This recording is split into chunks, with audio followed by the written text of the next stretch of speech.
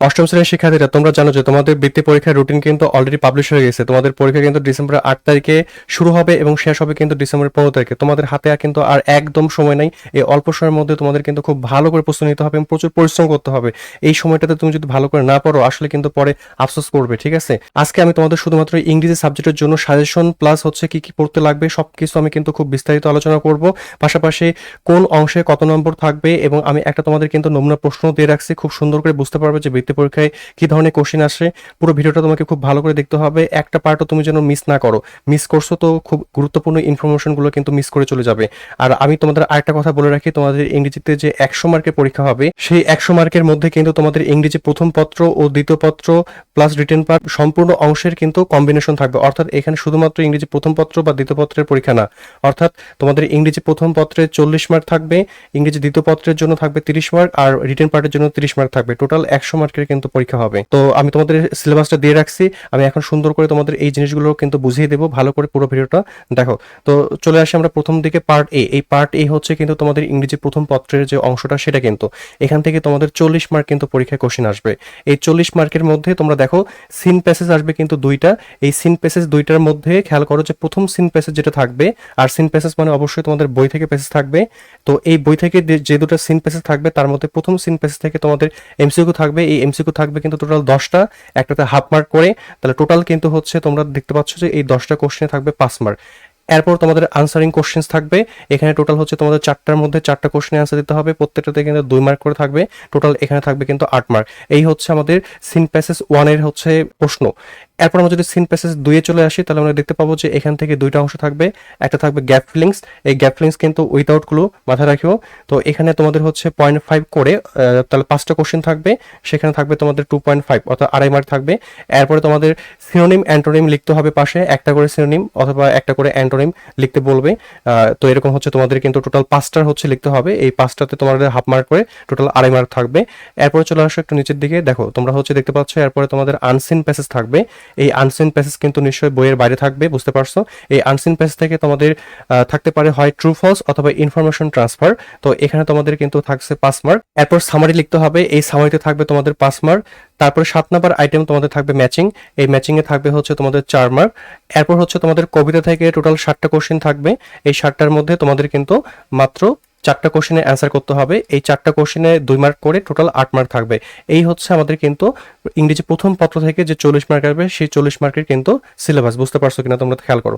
এরপর চলে আসবো আমরা পার্ট বিতে। এখানে আমাদের ইংরেজি দ্বিতীয় পত্র থেকে কি কি অংশ থাকবে সেই জিনিসটা নিয়ে আমি আলোচনা করব। তো একটু খেয়াল করো যে আমাদের প্রথমে কিন্তু 9 নম্বরের যে আইটেম, এখানে তোমাদের থাকবে গ্যাপ ফিলিংস অ্যাক্টিভিটিস। তো এখানে কিন্তু গ্যাপ ফিলিংস এর মধ্যে শুধুমাত্র হয় উইদাউট ক্লু থাকবে, না হলে উইথ ক্লু থাকবে। তো এখানে তোমাদের মার্ক থাকবে কিন্তু 5। এরপর তোমাদের সাবস্টিটিউশন টেবিল থাকবে। এই টেবিলে হচ্ছে তোমাদের মার্ক থাকবে 5, দেখতে পাচ্ছ তোমরা এখানে। তারপর রাইট ফর্ম অফ ভার্বসে হচ্ছে তোমাদের মার্ক কিন্তু 5। এখানে কিন্তু দেখো ভালো করে খেয়াল করো যে তোমাদের কিন্তু 10টা কিন্তু শূন্যস্থান থাকবে, অর্থাৎ গ্যাপস থাকবে, অর্থাৎ 10টা রাইট ফর্ম ভার্বস লিখতে হবে। তো সেই ক্ষেত্রে তোমাদের একটাতে 0.5 করে মার্ক, তাহলে টোটাল কিন্তু মার্ক থাকবে এখানে 5। এরপর চলে আসো, দেখো এরপর হচ্ছে পরের দিকে আসি। এরপর হচ্ছে আমাদের থাকবে চেঞ্জিং সেন্টেন্স। এই চেঞ্জিং সেন্টেন্সে কিন্তু তোমাদের বলে রাখি যে এখানে কিন্তু ডিগ্রি থাকবে না।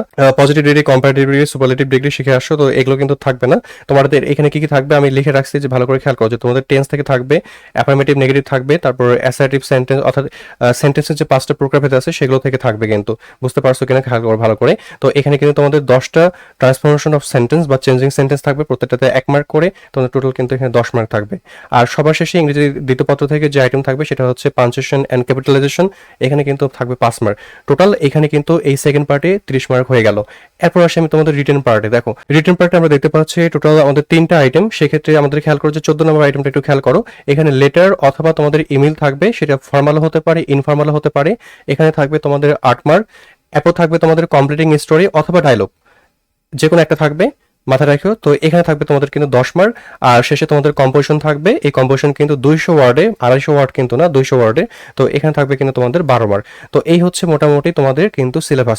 অর্থাৎ তোমাদের আমি যদি আবারও বলি যে প্রথম পত্র থেকে থাকবে 40 মার্ক, দ্বিতীয় পত্র থেকে থাকবে 30 মার্ক, আর রিটেন পার্টে থাকবে 30 মার্ক। এই টোটাল কিন্তু 100 মার্কের পরীক্ষা হবে বৃত্তি পরীক্ষায়।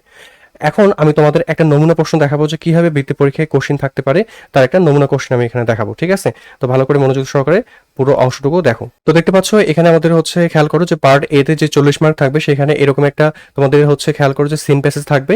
এই সিন প্যাসেজের আলোকে তোমাদের কিন্তু 10টা কিন্তু এমসিকিউ থাকবে, বুঝতে পারছো কিনা? তো খেয়াল করো 10টাতে কিন্তু 0.5 করে 5 মার্ক, এই যে দেখো এরকম করে কিন্তু এমসিকিউ থাকবে যেখানে 0.5 মার্ক থাকবে। এরপর চলে আসে আমরা, দেখো এই যে তোমার 2 নাম্বার আইটেমটা একটু খেয়াল করো যে এখানে তোমাদের 4টা কোশ্চেন থাকবে, 4টাতে কিন্তু হচ্ছে 8 মার্ক। তাহলে এটা হচ্ছে সিন প্যাসেজ 1, মানে প্রথম যে সিন প্যাসেজ আসবে সেখান থেকে 2টা কোশ্চেন থাকবে, একটা হচ্ছে এমসিকিউ আর একটা হচ্ছে কিন্তু সিকিউ। এরপর সিন প্যাসেজ 2, অর্থাৎ এটাও কিন্তু তোমাদের বইয়ের প্যাসেজই কিন্তু এটাও। তো এই ক্ষেত্রে তোমাদের হচ্ছে খেয়াল করো যে 2টা আইটেম থাকবে, অর্থাৎ দ্বিতীয় সিন প্যাসেজ থেকে। একটা হচ্ছে আমাদের ফিল ইন দ্য গ্যাপস, যেখানে কিন্তু কোনো ক্লু থাকবে না, তার মানে হচ্ছে তোমাদের কিন্তু নিজে থেকে প্যাসেজ পড়ে ভালো করে বুঝে এখানে কিন্তু এই শূন্যস্থানগুলো বা গ্যাপসগুলো পূরণ করতে হবে। এখানে আছে তোমাদের কিন্তু 2.5 মার্কস, অর্থাৎ এই যে তোমাদের 5টা যে হচ্ছে গ্যাপস সেই 5টাতে কিন্তু 0.5 করে মার্কস। এরপর চলে আসো, দেখো এরপর হচ্ছে তোমাদের 5টা হচ্ছে ওয়ার্ড থাকবে, এই 5টা ওয়ার্ডের কোনোটাতে সিনোনিম লিখতে হবে, কোনোটাতে অ্যান্টোনিম লিখতে হবে। তো এখানেও তোমাদের কিন্তু 2.5 মার্কস। তার মানে দেখো তোমরা খেয়াল করো যে তোমাদের দ্বিতীয় যে সিন প্যাসেজ আসবে সেখানে কিন্তু টোটাল এই 2টা আইটেম মিলে কিন্তু 5 মার্ক থাকবে। এরপর চলে আসো আনসিন প্যাসেজ, এরকম একটা আনসিন প্যাসেজ দেওয়া থাকবে। এই আনসিন প্যাসেজ থেকে তোমাদের হচ্ছে টোটাল 2টা আইটেম থাকবে, একটা হচ্ছে হয় ট্রু ফলস থাকতে পারে, অথবা তোমাদের একটু আগে বলছিলাম যে ইনফরমেশন ট্রান্সফার নামে আরেকটা যে পার্ট আছে সেটা থাকতে পারে। এরপর এই দ্বিতীয় হচ্ছে আনসিন প্যাসেজ থেকে তোমাদের কিন্তু সামারি লিখতে বলবে। সামারি বলতে তো বোঝোই তোমরা যে হচ্ছে আমাদের যেটাকে সারাংশ বলে, সেই সারাংশ লিখতে হবে। তো এখানে থাকবে কিন্তু তোমাদের 5 মার্ক। এরপর 7 নম্বর যে আইটেম থাকবে সেখানে কিন্তু তোমাদের এই যে কলাম থাকবে, কলামে এখানে আছে তোমাদের কিন্তু 4 মার্ক, 4টা হচ্ছে সেন্টেন্স বানিয়ে লিখতে হবে।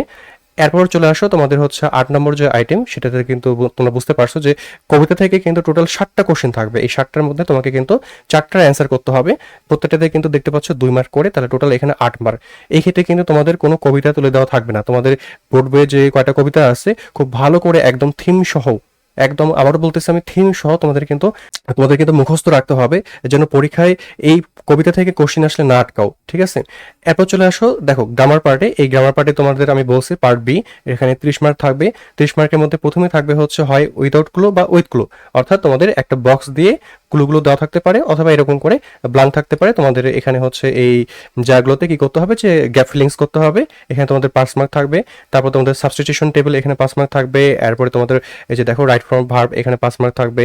এরপর হচ্ছে চলে আসো এই যে চেঞ্জিং সেন্টেন্স, বা আমি তোমাদের যেটাকে বলছি ট্রান্সফরমেশন অফ সেন্টেন্স। এখানে কিন্তু তোমাদের 10টা সেন্টেন্স থাকবে, 10টাকে হচ্ছে ট্রান্সফর্ম করতে হবে এবং প্রত্যেকটাতে 1 মার্ক করে, টোটাল কিন্তু এখানে 10 মার্ক থাকবে। এখানে একটা জিনিস খেয়াল করো, আমি একটু হচ্ছে ভুল দিয়ে রাখছি যে কম্পারেটিভ সুপারলেটিভ। তো এখানে তোমাদের আমি বলে রাখি যে বৃত্তি পরীক্ষায় কিন্তু কম্পারেটিভ সুপারলেটিভ পজিটিভ ডিগ্রি আসবে না, কারণ তোমাদের সিলেবাস আমি একটু আগে দেখাইছি যে তোমাদের ওইখানে কিন্তু ডিগ্রি কথা লেখা নাই। তাহলে এগুলো বাদ দিয়ে এরকম 10টা হচ্ছে তোমাদের কিন্তু থাকবে, ঠিক আছে? এরপর হচ্ছে বুঝতে পারছো 13 নম্বর আইটেম, যেখানে তোমাদের পাঞ্চুয়েশন এন্ড ক্যাপিটালাইজেশন, এখানে কিন্তু হচ্ছে 5 মার্ক থাকবে। আর রিটেন পার্টের কথা তো বললামই যে 14 নম্বর আইটেম হয় তোমাদের ইমেল থাকবে অথবা লেটার থাকবে, ফর্মাল হতে পারে, ইনফর্মাল হতে পারে।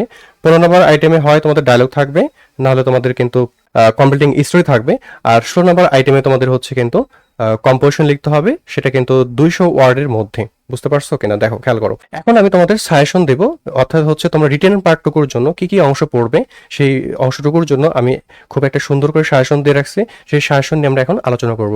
প্রথমে চলে আসি আমরা হচ্ছে লেটার অথবা ইমেল। তো প্রথমে আমরা হচ্ছে ফর্মাল লেটার নিয়ে আলোচনা করব। আমি টোটাল তোমাদের দেখতে পাচ্ছ 10টা ফর্মাল লেটার দিয়ে রাখছি। সেই 10টা ফর্মাল লেটার তোমরা এখন থেকে ভালো করে পড়া শুরু করে দাও। তো খেয়াল করো কি কি আমি দিয়ে রাখছি, ভালো করে দেখো। প্রথমে দিয়ে রাখছি আমি seeking permission to go on a study tour, তারপর দিয়ে রাখছি আমি স্কুল হোস্টেল, তারপরে দিয়ে রাখছি আমি কমন রুম, তারপরে দিয়ে রাখছি আমি কম্পিউটার ক্লাব, তারপর দিয়ে রাখছি ওপেনিং আ ক্যান্টিন, তারপর হচ্ছে তোমাদের transfer certificate, full free studentship, তারপর হচ্ছে কিভাবে হচ্ছে কমন রুমের ফ্যাসিলিটিস বাড়ানো যায় এটা নিয়ে একটা হচ্ছে রিকোয়েস্ট করতে হবে। তো এটা একটা হচ্ছে, তারপরে দেখো যে ইংলিশ ল্যাঙ্গুয়েজ ক্লাব নিয়ে একটা, আর সবার শেষে কিন্তু হচ্ছে খেয়াল করো যে request for shifting classes in the morning, যে হচ্ছে আমাদের মর্নিং শিফটে ক্লাসের জন্য একটা আবেদন।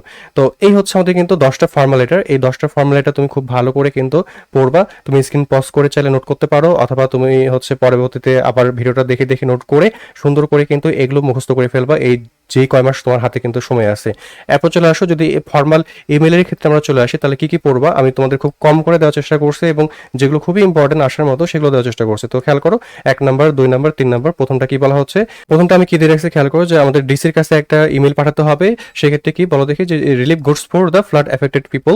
তারপর হচ্ছে 2 নম্বর মধ্যে দিয়ে রাখছি খেয়াল করো, যে আমাদের ব্যাংক অ্যাকাউন্ট খোলার ক্ষেত্রে আমাদের হচ্ছে ম্যানেজারের কাছে একটা ইমেল পাঠানোর কথা বলা হচ্ছে। এবং 3 নম্বর আমি যেটা দিয়ে রাখছি তোমাদের, সেটা হচ্ছে হেডমাস্টারের কাছে কাছে একটা ইমেল হচ্ছে পাঠাতে লাগবে যে আমাদের ডিবেটিং ক্লাব হচ্ছে কিন্তু প্রতিষ্ঠানের ক্ষেত্রে স্কুলে। তো এই হচ্ছে টোটাল আমাদের 3টে ইমেল। এই 3টে ইমেল খুব ভালো করে পড়বা। এরপরে চলে আসে আমরা হচ্ছে ইনফর্মাল লেটার্স, অর্থাৎ আমরা হচ্ছে এক্ষেত্রে যেটাকে চিঠি বলি, সেই চিঠি বা পত্র। তো এখানে কিন্তু আমি তোমাদের টোটাল 10টা আমি হচ্ছে ইনফর্মাল লেটার্স দিয়ে রাখছি। তোমরা এই 10টা ইনফর্মাল লেটার্স খুব ভালো করে পড়বা। তো খেয়াল করো কি কি দিয়ে রাখছি। প্রথমটা হচ্ছে যে আমাদের প্রাইজ গিভিং সেরিমনি। তারপরে হচ্ছে দ্বিতীয়টা হচ্ছে খেয়াল করো যে তুমি তোমার কোনো বন্ধুকে ইনভাইট করবা এক পিকনিকে যোগদান করার জন্য। তারপর যেটা তুমি পড়বা সেটা হচ্ছে তোমার বন্ধুকে তুমি হচ্ছে তার হসপিটালের জন্য হচ্ছে ধন্যবাদ জানিয়ে একটা হচ্ছে চিঠি লিখবা। এরপর তুমি ব্রিলিয়ান্ট সাকসেস নিয়ে একটা লেটার পড়বা। তারপর হচ্ছে তুমি খেয়াল করো যে সামার ভ্যাকেশন কিভাবে কাটাতে চাও এটা নিয়ে একটা হচ্ছে পত্র পড়বা বা লেটার পড়বা। এরপরে চলে আসে আমি পরের দিকে দেখি আর কি কি দিয়ে রাখছি। দেখো তারপর দিয়ে রাখছি যে তোমার হচ্ছে বন্ধুর কাছে তুমি কিন্তু তোমার এম ইন লাইফ নিয়ে হচ্ছে একটা লেটার লিখ। তারপর তোমার আরেকটা লেটার আমি দিয়ে রাখছি যে তুমি হচ্ছে তোমার বার্ষিক পরীক্ষা বা জেসি এক্সামিনেশনের পরে কি করবে সেটা নিয়ে। এরপর হচ্ছে আরেকটা লেটার আছে তোমার হচ্ছে ম্যারেজ সেরিমনি নিয়ে। এরপর আরেকটা লেটার আছে যে তোমার বন্ধু একটা তোমাকে গিফট দিয়েছে, সেটার জন্য তুমি তাকে ধন্যবাদ জানিয়ে একটা চিঠি লিখবা বা হচ্ছে লেটার লিখবা। এরপর হচ্ছে ইম্পর্টেন্স অফ লার্নিং ইংলিশ সম্পর্কে একটা লেটার। তো এই কটা পড়লেই হয়ে যাবে, ভালো করে পড়বা। এরপর আমরা চলে আসি ইনফর্মাল ইমেলস। আমি তোমাদের কি কি দিয়ে রাখছি দেখো, খেয়াল করো যে প্রথমে হচ্ছে আমাদের যে হচ্ছে তোমার কান্ট্রিতে হচ্ছে ভিজিট করার ইনভাইটেশন নিয়ে। দ্বিতীয়তে হচ্ছে তোমার বার্থডে পার্টির। তারপর 3 নম্বরে তুমি তোমার বাবার কাছে একটা ইমেল পাঠাবে যেখানে তুমি হচ্ছে বলবা যে তোমার বার্ষিক পরীক্ষা বা তোমার শেষ পরীক্ষায় তুমি কিরকম করেছো সেটা নিয়ে। 4 নম্বরে তুমি তোমার বন্ধুকে গ্রামে ইনভাইট করবা সামার ভ্যাকেশন কাটানোর জন্য। 5 নম্বরে হচ্ছে তুমি ইমেল একটা হচ্ছে পাঠাবা, সেটা হচ্ছে যে তোমার বই রিটার্ন করার ক্ষেত্রে। তো এরকম আমি 5টা দিয়ে রাখছি, 5টা পড়লেই হবে। এরপর চলে আসো কমপ্লিটিং স্টোরি। কমপ্লিটিং স্টোরি তুমি কি পড়বা খেয়াল করো। কমপ্লিটিং স্টোরি আমাদের বেশ কয়েকটা পড়তে হবে। আমি তোমাদের টোটাল 14টা দিয়ে রাখছি। এই যে গ্রাফসার সাওয়ার, তারপর হচ্ছে unity strength, nobody believes a liar বা লায়ার কাউবয়, অর্থাৎ ওই যে তোমাদের রাখাল বালক আর হচ্ছে বাঘের যে গল্পটা ছিল সেটা। তারপর হচ্ছে শেখ সাদি সম্পর্কে, তারপরে ফক্স উইদাউট আ টেল। তারপর তুমি পড়বে গ্রাফসল লোসল, ওই যে আমাদের একটা হচ্ছে গল্প ছিল যেখানে বলা ছিল যে একটা হাঁস প্রতিদিন সোনার ডিম পারে, তো ওই গল্পটা এটা। তারপর তোমরা পড়বা an honest would cutter and the beautiful ফেরি। এরপর হচ্ছে তোমরা পড়বা আ friend in need is a friend indeed, ওই যে হচ্ছে তোমাদের দুই বন্ধু এবং ভালুকের গল্প। এরপর a lion and a mouse. এরপর হচ্ছে slow and steady wins the race, মানে তোমাদের খরগোশ কচ্ছপের গল্প। এরপর হচ্ছে পড়বা বাইজিৎ ওয়াজ আ স্মল বয়, অর্থাৎ তোমাদের একটা স্টোরি আছে, ভালো করে দেখবা তোমাদের বইয়ে যে বাইজিতের হচ্ছে তার মায়ের প্রতি যে ভালোবাসা সেটা নিয়ে একটা স্টোরি ছিল, সেটা পড়তে হবে ভালো করে। তো ওই যে আমি লিখে রাখছি Bayazid's love for his mother. এরপর পড়তে হবে আর থার্স্টি ক্রো। তারপর পড়তে হবে two rats and the monkey. এরপর হচ্ছে failure is the pillar of success, এটা হচ্ছে তোমরা রবার্ট ব্রুসেরটা পড়তে পারো, তো সেটা পড়লেই হবে। তো এরপরে আমরা চলে আসবো ডায়লগে। দেখো আমাদের কি কি ডায়লগ পড়তে হবে। তো আমি এখানে তোমাদের 10টা ডায়লগ দিয়ে রাখছি, আশা করি এই 10টা ডায়লগ পড়লেই হবে, এর বাইরে তোমাদের আর পড়তে হবে না। তো এখন খেয়াল করো আমি কি কি ডায়লগ দিয়ে রাখছি। তো প্রথম যে ডায়লগ সেটা হচ্ছে আমাদের ডক্টর আর তোমার মধ্যে কথোপকথন হবে যে তোমার হচ্ছে অসুস্থতা নিয়ে। দ্বিতীয় হচ্ছে ডায়লগটা আমি বলছি যে ইম্পর্টেন্স অফ লার্নিং ইংলিশ নিয়ে কথোপকথন হবে। তারপর হচ্ছে খেয়াল করো মোবাইল ফোনের উপকারিতা অপকারিতা নিয়ে। তারপরে হচ্ছে তোমাদের ধূমপানের যে ক্ষতিকর দিক সেটা হচ্ছে নিয়ে একটা হচ্ছে ডায়লগ লিখবা। এরপর importance of reading news paper. তারপর হচ্ছে planting trees, importance of planting trees. এরপর হচ্ছে আর্লি রাইজিং সম্পর্কে। তারপরে কিভাবে ইংরেজিতে উন্নতি করা যায়, হাউ টু ইমপ্রুভ ইংলিশ। তারপর হচ্ছে খেয়াল করো যে লোডশেডিং নিয়ে লিখবা। তারপর হচ্ছে কিভাবে ব্যাংক অ্যাকাউন্ট খোলা যায় এটা নিয়ে হচ্ছে কথোপকথন হবে। তো এই হচ্ছে মোট 10টা ডায়লগ আমি তোমাদের দিয়ে রাখছি। এই 10টা ডায়লগ খুব ভালো করে কিন্তু পড়বা, ঠিক আছে। এরপর চলে আসো আমরা লাস্ট যে পার্ট সেটা হচ্ছে কম্পোজিশন। এই কম্পোজিশন তোমাদের বেশ কয়েকটা পড়তে হবে। আমি টোটাল কিন্তু তোমাদের 15টা কম্পোজিশন দিয়ে রাখছি, দেখতে পাচ্ছ। তো আমি একটা একটা করে বলি, তোমরা এই হচ্ছে 15টা যে কম্পোজিশন আস্তে আস্তে এখন থেকে পড়া শুরু করো। দেখো বৃত্তি পরীক্ষায় কিন্তু অল্প পড়লে হবে না। দেখো তোমরা বলতে পারো যে অনেক কম্পোজিশন অনেক পড়া, কিন্তু আসলে এখানে তোমার খাটতে হবে। এটা কিন্তু সবথেকে কম্পিটিটিভ এক্সাম, আর তোমাদের সব মানে সর্বোচ্চ যে টপারগুলো আছে তাদের সাথে তোমাদের কিন্তু কম্পিটিশন হবে। সো এই ক্ষেত্রে তোমাকে একটু আগে থাকতে হবে এবং বেশি পড়াই লাগবে, কিছু করার নেই এখানে। তো দেখো আমি টোটাল 15টা কম্পোজিশন দিয়ে রাখছি। এই 15টা কম্পোজিশন এখন থেকে পড়া শুরু করো, অল্প অল্প করে খুব ভালো করে হচ্ছে পড়বা। তো দেখো এখানে হচ্ছে খেয়াল করো আমি কি কি কম্পোজিশন দিয়ে রাখছি। প্রথমে দিয়ে রাখছি এ জার্নি বাই ট্রেন, বাস অথবা বোট হতে পারে।